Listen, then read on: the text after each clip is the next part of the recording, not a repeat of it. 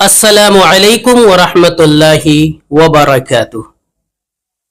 آج بہت ایک اہم بات ہم بتانا چاہتے ہیں۔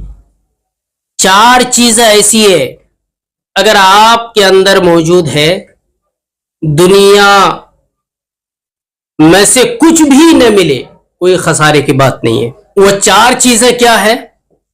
سب سے پہلے اس حدیث کو ملاحظہ فرمائیے۔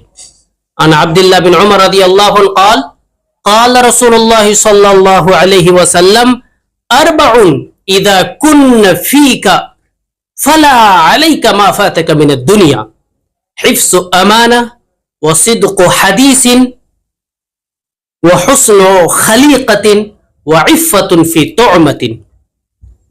حضرت عبداللہ بن عمر کہتے ہیں کہ اگر آپ صلی اللہ علیہ وسلم نے ارشاد فرمایا، حضرت عبداللہ بن عمر رضی اللہ عنہما کہتے ہیں نبی کریم سرکار دو جہاں صلی اللہ علیہ وسلم نے ارشاد فرمایا کہ 4 چیزیں اگر تمہارے اندر ہے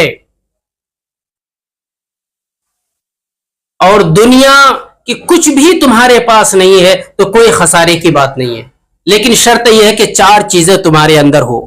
وہ 4 چیزیں کیا ہے؟ نمبر 1 حفظ و امانہ، امانت کی حفاظت۔ پہلی بات آپ صلی اللہ علیہ وسلم نے بیان فرمائی کہ امانت کی حفاظت ہو۔ امانت کیا ہے؟ قرآن کریم اللہ کہتے ہیں ان اللہ یأمرکم ان تؤدوا الامانات الی اہلہا، اللہ تمہیں حکم دیتا ہے کہ جس کی امانت ہے اس کو سپرد کر دو۔ نبی کریم سرکار دو جہاں صلی اللہ علیہ وسلم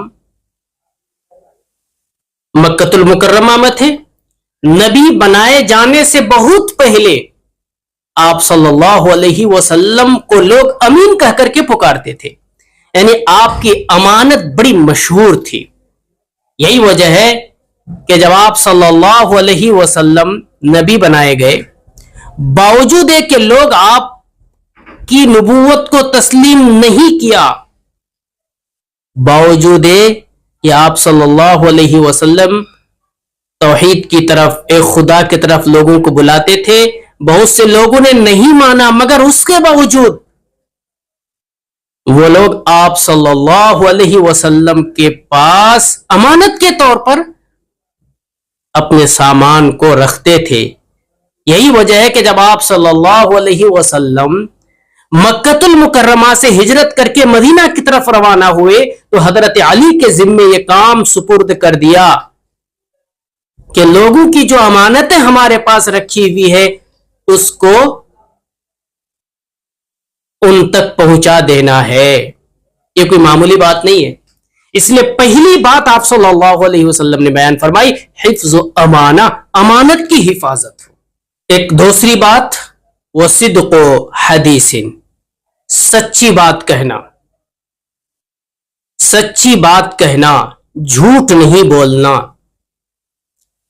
سچی بات کہنا، سچ بولنا یہ تو ہم جانتے ہیں، مگر سچ بات بولنے میں یہ بھی شامل ہے کہ کسی دوسرے کی بات کو نقل کرنے میں مکمل احتیاط۔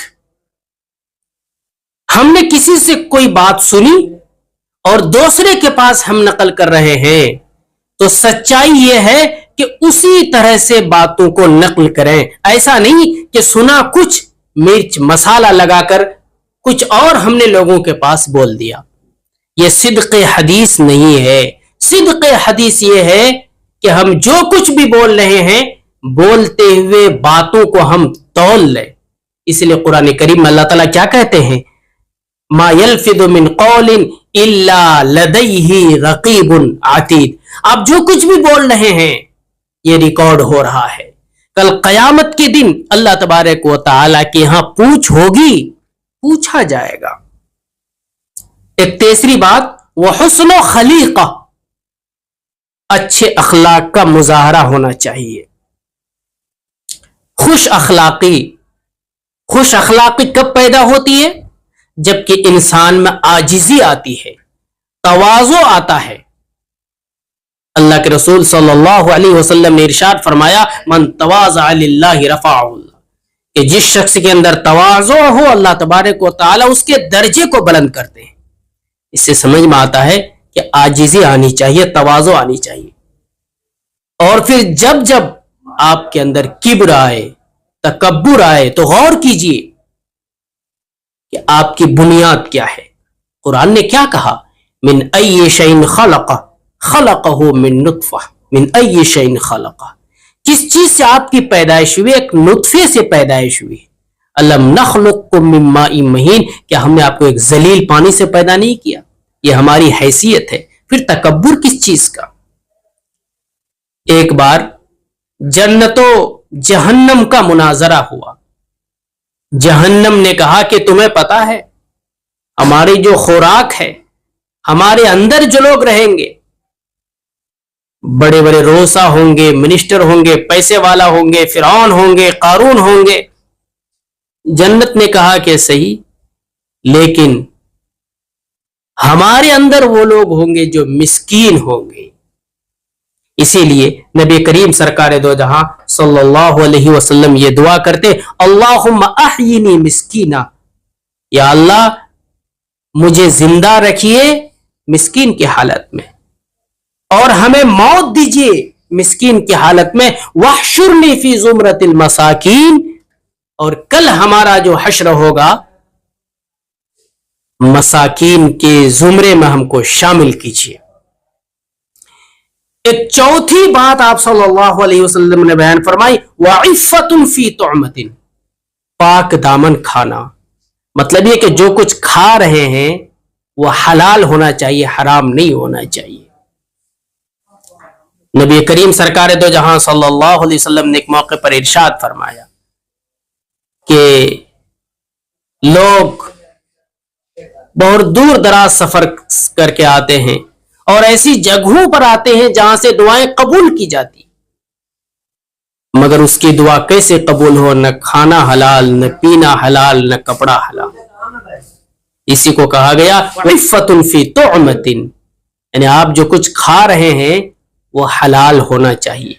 تو وہ کہ چار باتیں آپ صلی اللہ علیہ وسلم نے بیان فرمائی. نمبر 1 امانت کی حفاظت, نمبر 2 صدق و حدیث, سچی بات کہنا, وہ حسن و خلیقہ, اچھے اخلاق کا مظاہرہ کرنا, اور چوتھی چیز وعفۃ فی طعمہ, کہ آپ جو کچھ کھا رہے ہیں اس میں پاک دامنی ہو, اس میں حلال ہو.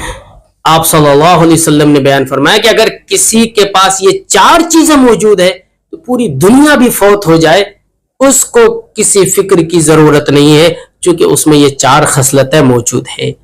اللہ تبارک و تعالی ہم سب کے اندر یہ چاروں خصلتیں پیدا فرمائے. آمین. وما علینا الا البلاغ.